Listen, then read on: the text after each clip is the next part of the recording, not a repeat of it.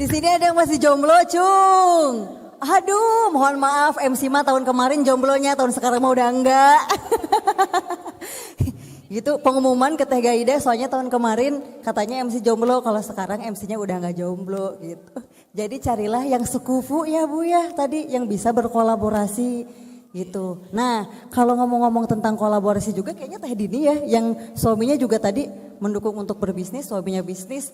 Nah Teh kalau ngomongin tentang berkolaborasi dengan suami, apakah tidak ada konflik-konflik dalam berkolaborasi tersebut? Tapi kan pasti ada gitu. Saya maunya gini, suami maunya gini gitu. Ini mengatasinya kayak gimana? Pasti ada deh kayaknya. Perdebatan pasti ada gitu kan, karena selera kita kan pasti beda gitu. Aku maunya ini, Mas Dimas maunya ini gitu kan. Tapi bagaimana caranya ya kita harus benar-benar cari jalan tengahnya supaya tidak berkepanjangan gitu kan. Biasanya ya perdebatan masalah kalau untuk baju gitu, paling aku nggak suka warna ini, aku lebih suka warna ini gitu kan. Nggak bisa, ini warna pasar. Kamu soalnya kalau aku itu lebih yang ke aku suka gitu kan. Iya, tapi kalau misalnya Mas Dimas itu benar-benar yang sudah melihat pasarnya, tapi pasarnya kayak gini gitu kan. Cuma akhirnya ujung-ujungnya memang kita sebagai istri harus nurut sama suami kan ya gitu kan. Mau biar kita bisa masuk surga ya kan. Pilih dari pintu manapun, yang penting nurut sama suami, sholat 5 waktu kan, puasa ya kan. Ya udah, oke deh, aku mau masuk surga jadi aku nurutin aja deh apa kata suami aku gitu. Jadi ya udah, perbedaan itu pasti ada, tapi ya kita harus selesaikan bareng-bareng. Solusinya harus dengan kepala dingin, jangan saat lagi emosi kita menyelesaikan masalah, pasti nggak akan selesai-selesai. Ya udah, pokoknya pas lagi tenang, oke, aku sudah memutuskan atau kita sholat istikharah dulu, gitu. Karena memang segala Sampai sesuatunya memang ya? harus minta petunjuk dari Allah kan, betul. gitu. Ya udah, akhirnya tersolusi ini, yes pilihan aku gitu kan. Atau enggak, akhirnya pilihannya yang pilihan Mas Dimas, oh ya udah nggak apa-apa gitu. Karena memang aku kalau untuk baju memang lebih ke Mas Dimas yang menentukan, karena Mas Dimas lebih tahu karena itu kan baju koko. Tapi kalau untuk urusan hijab aku, baju perempuannya dan mukena, itu kan aku yang pakai kan perempuan bukannya laki-laki ya kan gitu kan. Cuma aku tetap minta masukan dari Mas Dimas karena biar bagaimanapun aku selalu nanya sama Mas Dimas, bagusan yang mana yang aku pakai gitu kan. Tapi banyak banget yang ceritanya kalau lagi ngumpul sama teman-teman Mas Dimas, iya istri tuh suka nanya, Mas bagusan yang warna merah atau warna biru? Iya, aku kayaknya lebih suka warna merah deh. Tiba-tiba keluar kamar yang dipakai warna kuning gitu kan. Iya, suka beda ya. Kayak gitu kan di sini. Kayaknya Ibu-ibu kayak gitu gitu deh, nggak? kayaknya ibu-ibu kayak gitu juga deh. Biasanya kayak gitu kan. Cuma ya udah, aku selalu minta saran juga dari Mas Dimas karena aku pengen tahu suaminya sukanya seperti apa dan kayak gimana. Oke, terima kasih nih Teh Dini insight-nya. Ya, sebelum kita ke Bu Feni dulu karena tadi membahas tentang pasar-pasar gitu. Nih Ibu sebagai yang sudah sangat berpengalaman, sebetulnya kita melihat usaha itu melihat pasar atau memang melihat selera kita sendiri atau gimana Ibu? Kalau Atau menciptakan? Nah, ya, kalau saya tentulah karena ini adalah bisnis, jadi yang paling penting itu selera pasar. Selera pasar misalnya trennya sekarang tuh trennya apa sih gitu ya. Ya kita sesuaikan tren bukan sesuaikan keinginan kita. Sehingga masyarakat yang memakai baju kita sesuai dengan tren yang berlaku. Misalnya colornya, bahannya.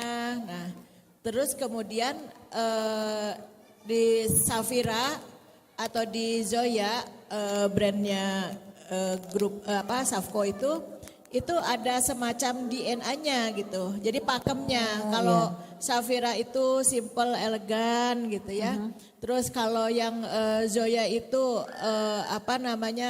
ibu-ibu muda gitu yang anaknya masih kecil-kecil sehingga usahakan segala sesuatu tuh gampang dipakainya gitu ya, tapi tetap fashion kayak gitu. Nah itu memang ada DNA-nya kita pakemkan sehingga namanya tim kreatif mendesain itu panduannya itu plus tren tahun yang berlaku misalnya tahun 2020. Jadi warnanya harus ini ya. Ini tekstilnya untuk 2020, cutting yang kita inginkan 2020 seperti ini. Nah, seperti itu kurang lebih. Nah, Satu lagi Mezora ya Bu ya kalau gak salah. Satu lagi Mezora. Sama itu juga punya brand drive tersendiri. Kenapa? Identitas brand sendiri. Iya, kalau Mezora keluarga, terus agak pinggiran lah ya. Jadi juga harus warnanya tuh meriah gitu misalnya. Oke, baik terima kasih Ibu. Ini semoga menginspirasi lagi. Silahkan survei harga pasar jadinya pasar Bu. Harga pasar memvalidasi begitu ya. Nah Teh Gaida ini kan juga ada brand. Kalau Teh Gaida sendiri dulu setelah memiliki modal akhirnya usahanya berkembang. Bagaimana cara mengembangkan brand itu sendiri? Karena branding ini juga lumayan panjang nih Teh. Ya masih belajar sih kalau Gaida mah karena background itu teh ya fisika, bisnis nggak punya background, desain juga nggak punya background. Tapi karena ya apalah yang bisa kita kerjain di rumah, bisa ngurus anak, tapi bisa seneng juga, menghasilkan juga ngebantu buat nambah-nambah beli pampers, beli susu,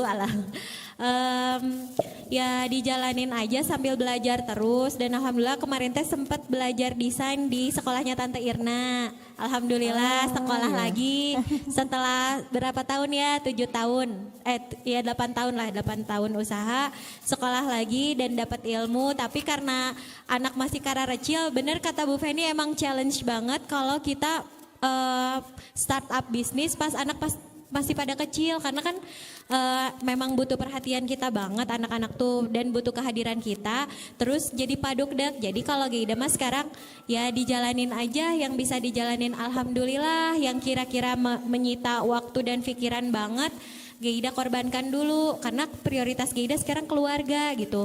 Kalaupun nanti Allah menakdirkan bisnisnya lebih berkembang lagi, alhamdulillah mungkin akan ada saatnya. Jadi sekarang mah Gaida nggak ngoyo yang harus pencapaian segini-segini. Target tetap ada tapi nggak ngoyo karena ya prioritas Gaida itu tadi keluarga gitu. Untuk brand ya alhamdulillah Gaida juga belajar di sekolah memang harus ada ciri khasnya, harus ada DNA-nya kalau kata Bu Fenima karena supaya kita memang punya karakter sendiri. Jadi ketahuan lah ini teh karyanya si Anu gitu. Si Anu, aduh ya maksudnya Gaida gitu. Kayak teteh yang pakai juga kan itu lukisan ya, Gaida. Aduh ini ada ya, G-nya gitu. Karena senang itu juga ngelukis teh sambil ngasih anak teh. Jadi kadang dapat ide teh pas lagi riweuh gitu. Jadi anak-anak dikasih pensil warna we sama cat air, kita juga ngelukis we dapat ide. Langsung dijadiin baju, jadiin kerudung ya gitu-gitu aja lah teh gitu mah. Dan kalau bisnis mah masih belajar banget, tapi konsep gitu mah satu, kita insya Allah akan maju berjamaah karena itu akan lebih kuat dibanding kita memajukan diri sendiri. Tapi kalau berjamaah, kolaborasi, terus bareng-bareng mau ngemajuin sesama muslimah gitu, insya Allah itu lebih bernilai manfaat dan jadi amal solehnya lebih besar gitu. Dipersilahkan Teh Gaida dulu mungkin ya tadi atau ke Ibu Feni? Ke Ibu lah boleh. Tadi Ibu sudah mengangkat mic-nya. Pernah nggak misalnya saya udah punya rencana target sekian gitu ya, misalnya sekian ratus miliar tapi tidak tercapai misalnya. Terus saya ingin tapi tidak tercapai gitu. Nah itu sering terjadi Bu. Itu hal yang biasa menurut saya. Karena memang menurut saya yang dinilai sama Allah itu adalah prosesnya. Jadi kita berusaha, pertama kita berdoa. Kita merencanakan, kita berdoa supaya apa yang kita inginkan sesuai dengan yang kita planningkan gitu ya. Kita bekerja keras, terus kemudian hasilnya tidak sesuai gitu. Nah, saya tidak pernah punya perasaan menyesal. Karena saya udah maksimal mengerjakan itu dan kemudian saya switch pikiran saya, pasti ini Allah ada agenda lain yang lebih baik yang akan Allah berikan. Dan itu tuh ya mungkin 100% ya, itu tuh benar gitu. Allah punya agenda lain yang lebih baik. Contoh yang sangat sederhana, dulu tuh saya ngotot sekali pingin jadi dokter gitu ya. Nah saya berusaha belajar dan sebagainya. 2 tahun tes, ternyata saya lulus malahan fisika ITB yang terakhir. Itu pun waktu itu saya cuma nulis kedokteran aja. Terus yang penerima pendaftaran bilang, teh kenapa nggak diisi aja? Dan saya cuma pingin kedokteran, ya isi aja. Terus saya bilang, teh isinya apa tuh? Yang gampang masuk aja, zaman dulu ya sorry ya. Yang gampang masuk aja nih, kimia, fisika. Teteh sukanya apa? Saya suka fisika. Ayo udah fisika gitu. Lulus, tapi saya nggak ambil, saya ambilnya STKS gitu ya. Jadi kalau pikiran manusia mah itu udah enggak banget gitu ya. Pikiran manusia tuh udah sepertinya apa yang dicita-citakan tapi jadinya begini gitu ya. Nah kenapa saya ambil STKS pada waktu itu? Karena tujuan saya ingin jadi dokter itu ingin jadi dokter di pelosok negeri. Jadi bukan di Masya Allah, kota. Saya ingin di pelosok negeri. Terus kata mentor saya, ya udah ke STKS aja. Itu di bawah Departemen Sosial. Kamu masuk pegawai negeri Departemen Sosial, minta di pelosok gitu. Akhirnya saya daftar gitu ya. Nah, tapi kemudian saya berusaha, kok jadi pengusaha gitu ya. Sesuatu yang berbeda. Tapi saya tidak menyesal karena ternyata memang program Allah menurut saya lebih baik. Begitu juga mengenai jodoh gitu ya.